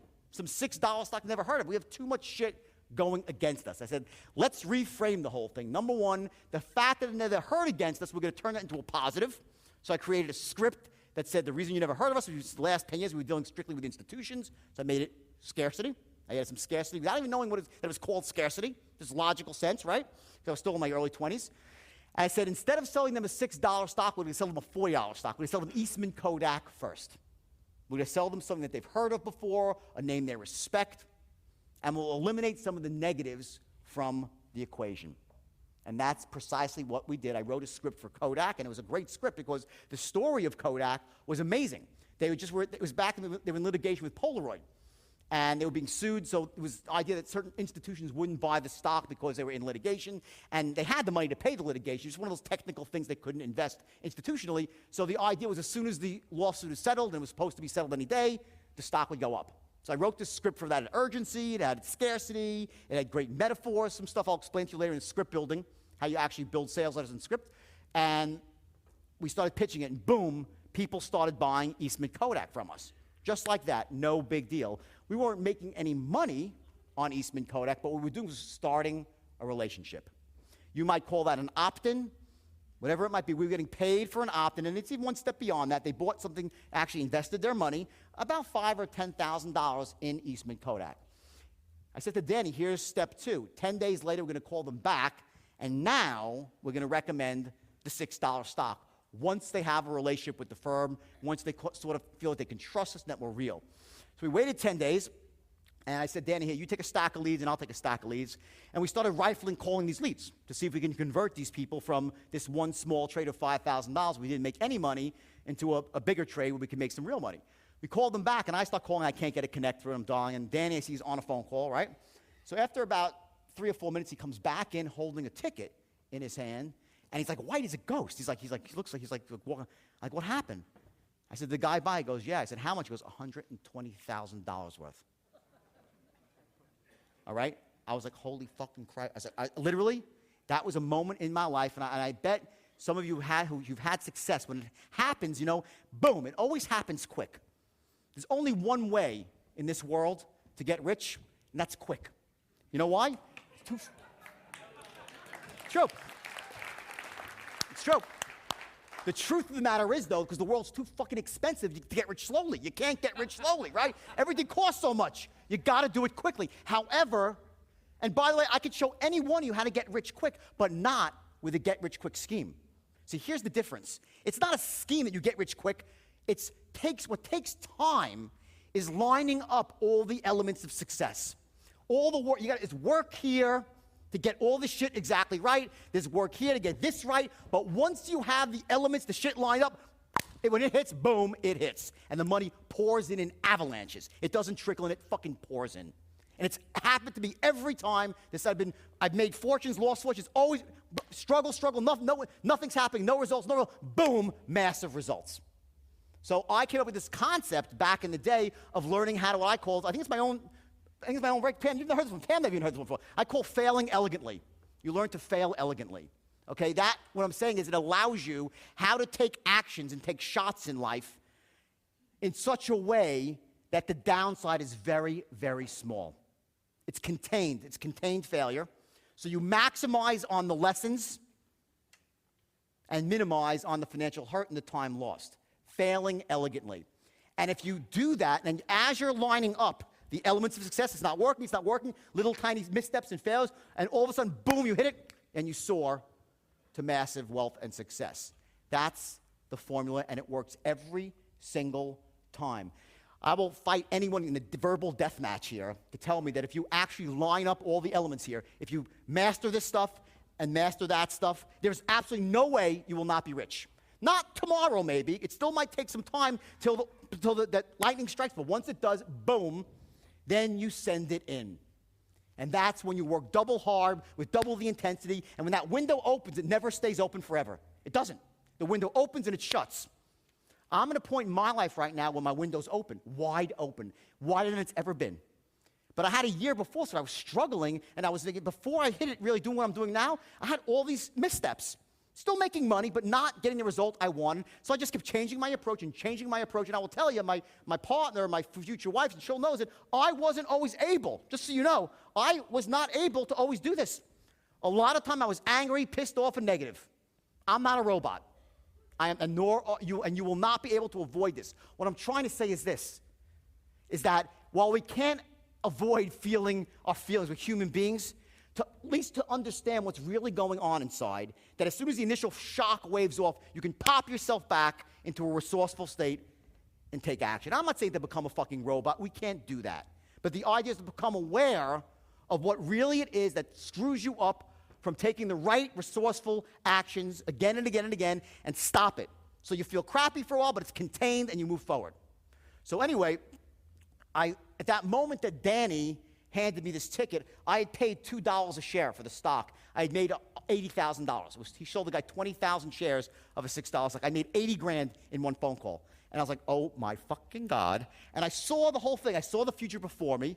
And I looked out into the room. There was 12 people there with these old wooden desks because I hadn't made any of the mistakes I made with my meat company. It was lean and mean all the way. Lean and mean. I was making nothing but money even while I wasn't hitting it. And I said, Jesus Christ. I said, I knew it. I saw the future. And what I also saw is how the hell am I going to train these 12 kids, these 13 kids, to become master closing machines? See, there's a huge difference between selling to poor people versus selling to rich people. When you're selling to poor people, they buy shit, they buy little bits of stuff, and they can be taken and they can be hyped and bullshitted. Wealthy people that are educated, and that's a great market to go to the wealthy people. Hey, to deal with those people, you can't be talking hype and bullshit. It's got to be logic and reason and elegance and professionalism. And as Brendan was talking, he's the expert of this. Brandon is you being an expert. It's funny, I didn't know who Brendan Bashar was. I didn't know him. And I saw one of his videos. I started laughing when I saw his video. I said, this fucking young kid, he's got to figure it out. He's young, but expert's a caveat. I started laughing inside. I'm like, this is too funny, because it's so true. And the idea is that unless you're perceived as an expert, you're screwed. It's very hard to influence someone if you're perceived as a novice. So what happened was, and now imagine knowing, and I knew that back then. All right, now I'm like 24, 25, and I'm like, oh shit, okay, so I got to actually transform these people, the 12 people with Forrest Gump IQs, right? I got to make them sound like Wall Street wizards. And also, give them the inner game here, up here, because now they're speaking to wealthy people, and unless they have it up here, they're going to get slapped around by these rich people. But let me give you as much as I can, okay, and show you how you can apply this to your business without even knowing it. Just a little bit of it, 2% of it will allow you to start becoming more effective at persuading people. So here's the deal. That moment when I realized I had to retrain everybody, I said, everyone put down, we cursed a lot. I said, put down the fucking phones. Put down the fucking phones, everybody. I had them put down their phones, all right? I want you to take every piece of paper on your desk and throw it in the fucking garbage. Rip it up. We start from scratch. Everything you've learned, everything you know up to this point, I want you to forget everything you're about to relearn, everything from the time you were this big about language, communication, and something happened to me. And I popped into a state of such certainty where I was channeling. I believed that I was really channeling stuff from somewhere else because I started having access to knowledge. And who's read the Think and Grow Rich? Anybody here? Which is, if you haven't read it, read it. It's by Napoleon Hill. It's a fabulous book. It's one of the first, I think it's the first book I read on wealth and success. Changed my life in many, many ways. Okay, an amazing book. And they talk about this, the universal force, and it sounds kind of kooky, come on, it's all bullshit, right? But something happens in some moments in your life, and whatever it is, you're able to access sort of this higher intelligence within yourself and channel. And words started coming out of my own mouth, and I didn't even know what was going on. And I devised this system. What I said to them was basically this. I said, the days of this, of going out and carpet bombing and calling people with no money and trying to get them to invest money they don't have, it's over. We're done. From now on, we only speak to the wealthiest people in the world. I said, and there's 3 things you have to establish within 4 seconds of the conversation. The moment you pick up that phone, and let me tell you something. Who here would like to learn to attract more affiliates in their life? Raise your hand. Okay? Who would like to have better relationships with their credit card processors? I said to Frank, I said, what's the worst thing? Fucking credit card processors. Not in the affiliates. And 3 or 4 things that were core things that people could instantly have more success with. I said there's 3 things that have to be established. The moment you pick up that phone, you have 4 seconds. If you don't establish this in the first 4 seconds of a conversation, you're done. Now, you have about 10 more seconds in truth of catch-up ball. But if 14 seconds you don't have it established, you can't influence anybody. You're done. And here's what those 4 things are. Number 1, in 4 seconds, they must know that you are, number 1, sharp as a tack. 2, enthusiastic as hell. And 3, an expert in your field. Brendan Bashar, an expert. I laugh so much when I saw an expert in your field. If those 3 things are not established, you're done. Why is that? Well, in truth, okay, think about this. Do you really want to deal with a freaking novice? When you go and buy a car, or you buy a stock, or you do anything, who do you want to, when you get a haircut, who do you want to deal with, the pro or a novice? Pro? Of course, right? Okay? Let me tell you something, okay? As human beings, it's just, we judge books by their covers. Our moms told us not to. Our dads told us not to. We make instant decisions about people. The second we see them, we size them up. And because nowadays most of communication occurs on the phone, over our cell phones, you're not even seeing them. So how is that person sizing you up if they can't see you? Tone of bingo, your tonality. There are two things you establish with tonality and body language when you're in person. And those two together make up approximately 90 or 91% of human communication. And you've probably heard that or read that somewhere else. It's a fact. It's true. 91% is body language, tonality. 9% is what? The words. Yet when I walk into any phone room or hear any person, if I heard one of you on the phone trying to influence an affiliate, a credit card processor, a customer, I promise you that maybe only this many of you, a very sliver, would actually be maximizing their tonality to establish these three things within 4, and then you have another 10 seconds to play catch-up ball, or you're done. You're not doing it. And it's so easy to do. Overall, there are 29 tonal patterns. You're like, fuck, 29, that's too much to learn. You're already using them. You just don't know it. And because you don't know what they are and what they can do emotionally to the person you're speaking to, you don't trigger them at the right time. You understand that concept? You do it, you're saying this stuff anyway. Who's had a time in their life where they felt really certain and spoke certain? Raise your hand. Okay, fine. Who here has had a time in their life when they felt like something was really in short supply and they called someone and told a secret? Raise your hand. Who's told a secret before? Who hasn't told a secret in their life? Come on. Everyone raise your hand if you told a secret. When you tell a secret, what do? You whisper, okay? Let me tell you something, okay? Whispering on a phone call, influencing, is so powerful when you whisper at the right moment, when you lower your voice, when you raise your voice, when you lower your voice. Speeding up, slowing down.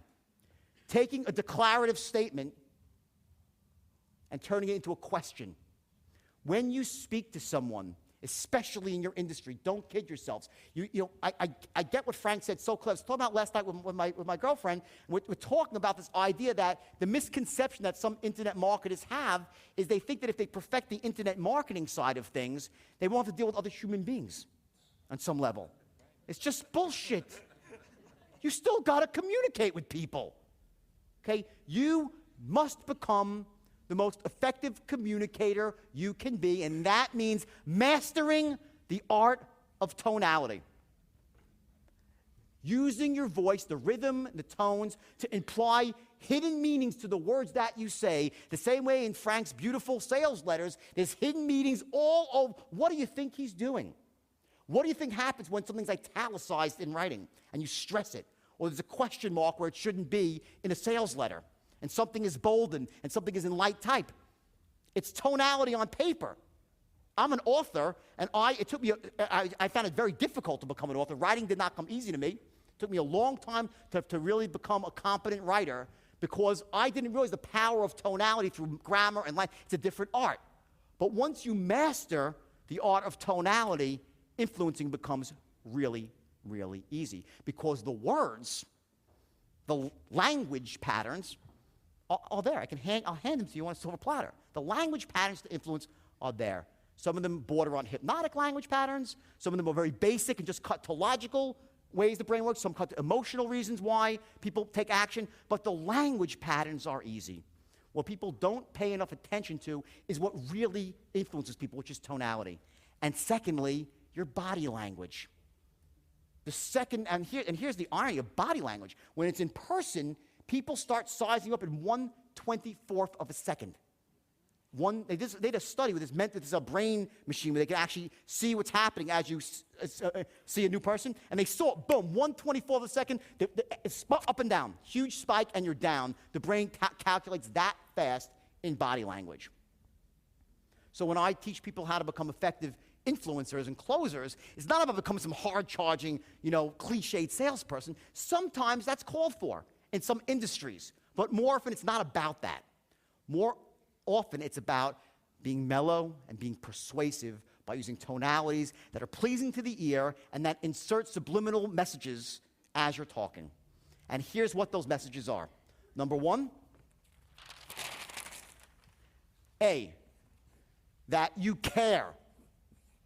I care. This is the number one most important thing that has to be established on a subconscious, not a conscious. Tell someone I really care about you. They'll say, what a freaking lying sack of shit salesman this is. I care. I really care about you. People don't believe you when you say you care. Ultimately, when they know you, yes, you get to that point. The way you establish that you care about someone is through your tone of voice. From an empathetic, sympathetic tone used in precisely the right point of an oral presentation. And you can, and so they won't even know why, but people will feel, wow, this guy really cares, this girl, she really cares about me. So number one is you have to establish that you care. Number two, that you're just like them. People make decisions, want to do business with people who are like them, not who are opposite of them. When you go out and join a club, a country club, or any organization, you don't say, wow, this is really a great place. There's not a soul there who's like me. No. You go and say, wow, everyone else is a cool place. They share my interests. They're just like me. So you join, you associate. When you're trying to influence somebody, okay, the perception has to be, I'm just like you. Now, the mistake most salespeople make, okay, and what I'm getting at here is something called, starts with R. Anyone want to guess it? Rapport, right, which is a word we all know well, which is the most misunderstood word in the English language in my book. It's ridiculous. What people think constitutes rapport is often repulsive. You know what repulsive means? To repel. I don't mean like you're repulsive looking, okay? But you can either be repulsive or attractive. You know, who knows repulsive people? Raise your hand. We all know repulsive people. What is it about them that's repulsive? Is it usually their words? More often than not, it's their body language and their freaking tone of, you can't even talk to them. And other people, yet when they talk to you, they have what's called charisma. You just you're attracted to them, you want to be around them, you want to do business with them. Some people say, well, you know, Jordan, and here's a reason. People with I don't have charisma, it's not who I, shut up. Get some fucking charisma. You can learn. That's bullshit. That's the bullshit story. Anybody can learn to have charisma. Because it's a bit of body language and tonality. That's it. And not saying stupid shit, okay? But mostly, it's about body language. Don't tell me you don't have charisma. I'll teach you to have charisma. It's not some magic freaking bottle, okay? It takes a little time, but it's not. And with charisma, it's fucking simple, everybody. Tonality, body language, without saying stupid shit. So what I taught my brokers, okay, and I really didn't even know this. Is like now I have it broken down so mathematically because what happened many years later is when when the book came out and the movie was announced, I started getting offers to come speak all over the world. And I was like, shit, well, it was like, we want you to train our salesmen, train us to become closers all over, like Deutsche Bank, Goldman Sachs, Credit Suisse, our Royal Bank, and biggest brokerage firms in the world, then companies like Symantec, I mean, huge companies. I'm like, fuck, well, they want me to, like, we need 3 hours for you to teach. I'm like, 3 hours? I had these guys captive for years. See, what happened was, so I started teaching these guys the straight line system. And I'll show you visually what the straight line is. I called it the straight line because out of sheer frustration, like every morning I'd give a meeting for about an hour. And every afternoon I'd give another meeting for about an hour and a half. Every day for 5 years. As the firm started with 12 people and grew to thousands. And imagine a room about twice the size of this, packed from front to back with desks, okay, people banging away on the phone, pacing around. It was absolutely insane. You walked in, you're like, holy shit, is this an alternative universe? That's what happened ultimately. But in the beginning, it was 12 guys, okay, and trying to explain to them, like, I was like, don't you fucking, I was killing me inside. Like, they weren't getting it. I said, every sale is the fucking same. They're like, what? Like, every sale is the same. Every encounter, every negotiation, every sale's the same. I'm like, watch, it's a fucking straight line. Here's your open here. And I was like, that's how frustrating. I was like, here's the open, here's the close, right? Now, there's going to be every sale, they'll try to go off the line, right? They'll here and here, below and above, right? These are the boundaries. You will not allow the encounter to go outside the boundaries. And that is called what? Controlling the sale. At the essence of effective communication, at the essence of influence in your business right now, Once you learn to control the linguistic encounter, you will be shocked at what will happen. So I taught them, number one, to control the sale. Here's the perfect sale, where they agree with everything you say. From the first word you utter, they're on board with you. They're saying yes to every question you ask. Perfect sale. How often does that happen? Not too often, right? So what happens is the customer has a tendency, the prospect, to go off the line. They want to go off the line. You want to keep them on the line. What you have here, between here and here, is your healthy boundaries of where the sale can go. As long as the sale stays within these boundaries, you're in control. If it goes outside the boundaries, you're out of control. In the boundaries, there's two things that you're doing. Number one, you're establishing instant massive rapport through tonality and body language. And number two, using that rapport to gather intelligence, to find out what the prospect truly needs, what his true desires are. Because here's the deal. Remember I said those three things, what are they? Sharp as attack, or sharp as attack, enthusiastic, and what else? Expert, you feel. Those three things, right? But why? What is the higher purpose of this? What it really means is this. What this all rolls up to, one thing is that you are a person worth listening to. And taking it one step higher than that, because you're someone who could help them achieve their goals. You could help them get what they want. That's why these three things are so important, because they chunk up to a higher purpose, which is that you're a guy that can help them, or a girl who can help them get what they want in life. If they don't think you can help them, they're not going to want to talk to you. So imagine this. Here you are in the early portions of any, not just a sale, whatever encounter it might be, whatever you're trying to influence, right? And if you let the sale go out of control, what are they saying to themselves? He ain't a fucking expert. They know. They know. If they start to control the encounter, they know that you're a novice. The idea is to be able to allow them to speak, because you want to find out exactly what they want, what their goals are, but you need to contain that within these boundaries. And as long as you're within these boundaries, you're in control. If you cross over, you go to fucking Pluto. I'll give you an example. People think that rapport is like if the guy starts talking about hunting in the countryside, you'll spend an hour talking about fucking hunting, right? I've heard some phone calls when the guy goes, oh yeah, well, they're talking about a trading system, right? This internet-based trading system, right? And back and forth it goes, and the guy's qualifying the guy to see if he has money or whatnot. He goes, so how long are you thinking about becoming a trader for? And the guy says, oh, about a year or so, and I have this place up in the countryside, up in northern England, and so on and so forth. And the guy's like, oh, really? Oh, my God, I love hunting. I always go for, and they start talking about fucking hunting. For like 10, 15 minutes, they're talking about hunting because the salesman thinks that's how he's getting rapport. Bullshit. There's no rapport there. The guy knows you. If you have all this time, what does that mean? You ain't that busy, you're not an expert. Okay, the key to state management and influencing, three states you need to learn to trigger at will. Certainty, clarity, and conviction. The three states. The way you do it, and those of you who've been through any NLP training, okay, the easiest way, the most surefire way is through anchoring. Okay, I can't do it right. I don't have time to do it right now. If I could, I would. Just don't have the time to do it. But the important thing to know is that I have taken anchoring for myself, my own life, to a different level through sense of smell. And I actually add smells. Frank freaked out when I walked. He goes, what the fuck are you doing? I said, because I took a snort of, not cocaine, but I took an actual, I associated certain smells with states I want. It's the most powerful, and I show you how to do that in the longest time. I just don't have time here, but it's incredibly powerful because nothing brings you back to a state like your smell. It's like a whole new level of anchoring. And once I did that, it's really, really empowering. So anyway, that's why state management is so important. Certainty, clarity, confidence, courage, and the C's, right? Super important, right? So anyway, now I change my state, and I start saying, look, woman, I'm so sorry, ma'am.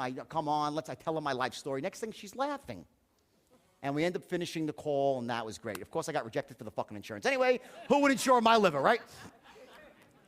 But there are ducks everywhere. And I want you to nail this into your psychology here, because if you ever see yourself in a moment taking on a duck-like mentality, this sort of impossibility notion of what can't be done, you can't influence when you're a duck.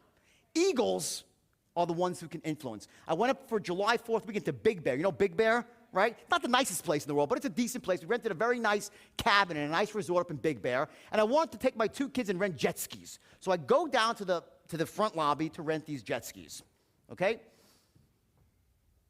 There's 4 jet skis in a dock. It's 12:20 in the afternoon. I say to the woman behind the desk, I said, excuse me, can I rent these jet skis? She's like, they're rented. I'm like, what? I'm like, but they're right. She goes, no, someone's rented them. I said, for the hour? She goes, yeah, for this whole hour. I said, well, they didn't show up. I see the bill. I see it. The bill's growing. I'm like, wah, wah, wah. I'm like, well, she goes, well, I don't know. But I said, did they pay for the jet skis? She goes, no. I'm like, wait a second. They didn't pay for the jet skis. So they're just sitting there begging, I'll pay for the whole hour. If they come back, I'll bring them back. She goes, I'm sorry. I can't rent you these jet skis. It's the rules. I'm like, I'm like, oh, my God. Duck, whack, whack, right? I'm like, let me speak to somebody else. She goes, I'm sorry, sir. They're going to tell you the same things. I said, don't find me somebody else who can't think it can't be done. Find me somebody who just believes it's a possibility. She's like, hold on. So she starts walking behind this door, double doors. I said, stop, don't move. She's like, what? I said, don't go behind those double doors. She goes, why? I said, it's a fucking duck pond back there, more ducks. I said, go upstairs and find me an eagle. And anyway, the manager came back, the hotel. I got my jet skis in a minute or two because she's an eagle. Okay? This is sort of the inner game, how it melds with the outer game of what your own business right now as entrepreneurs. What's your mentality? If you see yourself falling into duck-like mentality, you got to freaking break out of it. So I come up with a system, right? The straight line, okay? And so here's the thing. So here's the idea with influence. Ready? The idea with the straight lines who's read Sun Tzu? Sun Tzu, the Art of War? Every battle's won before it's ever fought, right? So that's the straight line. The idea is before we go into the encounter, before you call up an affiliate, before you make any move to influence, of course, know what your outcome is, but also know the things that you need to accomplish in the other person's mind to get them to say yes. There's only a few things. There's to influence somebody, here's what has to line up. There's 3 things. Number one is that they love your product. They have to love the product on both a logical and an emotional level. Logic alone is not enough to close a sale, and without logic, you get buyer's remorse and people cancel. You have to develop a logical, an airtight logical case and an airtight emotional case of why they should love your product. When you read a well-written sales letter, I read them, I'm like, I see exactly. It's very simple. They convince you the product makes sense for you in your own life, and the emotional side of it is that you see yourself using the product in the future and feeling good. It's called future pacing. That must occur. At some point, if you want to close someone, the people buy shit they don't really like. Well, they think they do with buyers. They think they like it emotionally, but they really don't, and they cancel. Well, you get complaints. But this has to line up. The second thing that has to occur, they have to trust and connect with you on unconscious and conscious level, emotionally and logically. They have to connect and trust you. And 3 is trust and connect with your company, who's behind you, whoever's affiliated with you.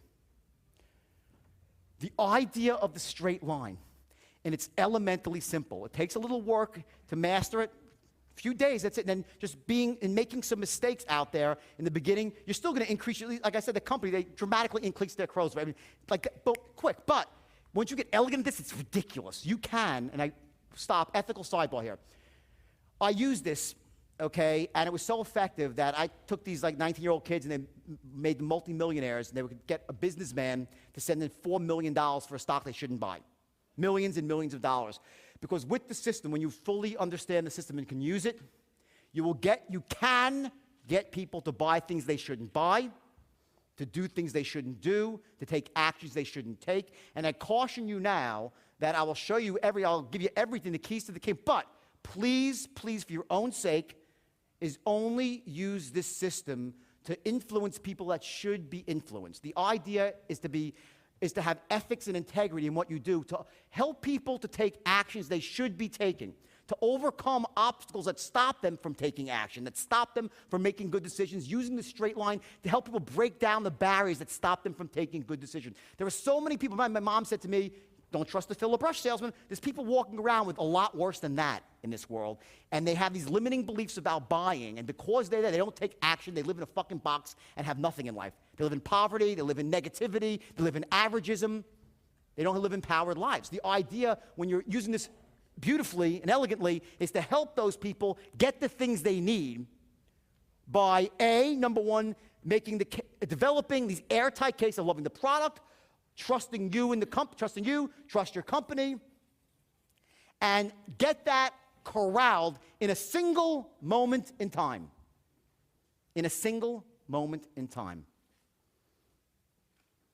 I can get you to a level of certainty right now. How many are pretty certain that my system's pretty good? Right, cool. Tomorrow you won't be certain. Not because of anything I did wrong, or it's less true or not true. All is that we, as human beings, we fall off a level of certainty. You follow what I'm saying here? You're certain for a second, because it makes perfect sense to you, right? You're certain. It will start to deteriorate just naturally over time. You don't stay as certain about something until it happens again and again and again, and then it becomes a conviction, and you're always certain about it, right? But there's a process of convincing. What happens very often in a situation is you might have created 2 of the 3 tens. When I say the 10s, let me say, backtrack. In other words, the idea is if 1 is uncertainty and 10 is certainty, if you get someone to a level of certainty that they love it, they're certain they love it, they're certain you're trustworthy and likable, they're certain that your company is going to stand behind it, has integrity. If those 3 10s exist in a moment in time, boom, you got an excellent shot of closing them. If you don't close them, there's a reason why. It's because they have a limiting buying belief. So then what we do in the straight line is we know that, because we know before the battle starts, we know what's going on here. We realize if we get someone to a 10, you know how you do it. You'll know when you have them there, because you can hear in their language tones, right? So if you get someone to the 3 10s and they're still not buying, you know it's a buying belief that's holding them back. Or they don't have the money. Get it? Now, the idea with the money, I want to go off topic here, but the idea is to qualify that out earlier on. I'm just giving you the short story here. So they would be out of the system before in the straight line. You don't pitch people. You don't speak with people who are unqualified, right? So anyway, you get someone to 3 10s and they don't buy, you know, or they don't go for, let's say you're trying to get a deal with an affiliate, right? You're trying to set up an affiliate for your what's your name? Walter. Walter's trying to put an affiliate, right? And he's pitched his heart out to the guy. The guy loves what Walter has to sell. He thinks Walter's going to be a big star in the industry. He knows that in the past, whatever company Walter represents, its integrity, everything sounds great, and the guy's still not buying. There's something holding the guy back, and it's typically a buying belief about doing business when he doesn't know and not trusting them, having a worse downside than upside. There's something, a belief holding them back. So what we do is once we establish the 3 10s, we then go through a process called looping, and we use very simple language patterns that any 6-year-old, this is so easy, people. It's really easy. You use and it had to be easy because my people were not like super salespeople. You use basic language patterns to loop around to crack people's limiting buying beliefs in the moment, realizing that certainty wanes after a minute or two, and bring them back up to a level of certainty again. When I say loop, you have to loop and go back to develop the 3 10s once more, and then boom, people start to buy. That's the short story here of how you can influence anybody who is closable, to want to be your partner, to want to be in business with you. To start off, number one, remember, what's the first thing I said? People don't invest their time and money with you, want to be partners with you because you have a goal. What do you need? A vision, right? So this in a vacuum is not as powerful as when you add on the big V into the equation. You become a fucking visionary. And don't tell me, oh, I'm not you are, you're all visionaries. That's what? A reason, right? If you say, I'm not a visionary, that's a load of crap. Every one of you is capable of being a visionary. It's not some little thing that's reserved for the select few. Every one of you is capable of being a visionary. You have to ignite it in yourself. And what happens with a straight line, and I'll tell you what happened with my firm now, is once I taught this to these kids, okay, it ignited a force in them, because when you have this ability, it's almost like it wakes up something inside you, because what changes is not only your ability to influence other people, but to influence who? Yourself. You start feeling completely different about yourself. And these kids went out there and they raised their standards. I would give meetings every single day, And I cracked their limiting beliefs. They would come in, their parents never told them to be rich, right? They thought they'd be working in 7-Eleven, these kids. I would say, the moment you walk through this door and you sit down behind this desk and you say the words I teach you, everything in the past falls off. You become as powerful as the most powerful CEO in America. If you pick up that phone, it's a weapon, you're a terrorist. And then I said I went wild, okay? And I said some stuff I shouldn't have said. But the point is that the point is I'm a little bit older and wiser now, okay? But what I did is the first thing I did is I cracked their limiting beliefs. And these kids went out there and achieved things, and I inserted what was called a motivation strategy, which I do now more elegantly, and I know what I didn't unconsciously. I showed them how to motivate themselves using anchors like pain and pleasure, and we've all heard of that before, but I took it to a much higher level. I did it at a much higher level, and boom, it worked. Ultimately, the mistake I made was very simple, and I'll tell you what it was. The system was incredibly effective to the point where it's still, today, it's still used all over Wall Street. Every big firm uses a straight line. If you look at my wall on Facebook, everyone, a straight line, this, the whole thing. I didn't even want to teach it. When I first started going, I taught everything but the straight line because I thought, it's people, they'll commit bad things with it. It's like, bull, it was my own limiting belief. The system's beautiful and elegant. The problem is that I, myself, at the age of 26, became greedy. And that's it. At the heart of my problems, I would like to say it was drugs that made me do things that I went to jail for 22 months because I manipulated some stocks. And I deserve to go to jail for that because I took this unbelievable, beautiful system that it works in any business, and I bastardized it by allowing them to use it to convince people to do shit they shouldn't do. My average income was 50, 60 million a year in my 20s. I could have made 30 million legitimately. 95% of what I did was strictly legit. It was the 5% that took me off the reservation, and I paid the ultimate price for it. The idea is that greed is not good, but the belief that Gordon Gekko inserted in me, my ass, when I saw he's on stage, greed is good. Remember the movie, right? Greed is good. I was like, fuck, greed is good. I thought that was true. It's not. It's ambition that's good. Greed doesn't cut through and clarify anything. Ambition cuts through. Ambition clarifies. To have a vision for a better future, not just for you, for your family, for the people you love. That's what I was missing. So I took the system that I just made as much as I could, as quick as I could, and I paid the price. Ultimately, I'm fortunate. I wrote a book. I got lucky. I wrote this book, and it got picked up all over the world. And DiCaprio's, great. My point is this, okay, is that if you can look at my life in any way, I want you to be able to pick up the great stuff from it, and this stuff which is amazing, but learn from the bad too. Is that when you develop this power, and you really, and you can do this stuff and really use it, only use it to help people get the things they need and to make decisions they should be making. Don't go off the reservation. So real quick here, everyone get a lot of value out of this today? Everyone like it?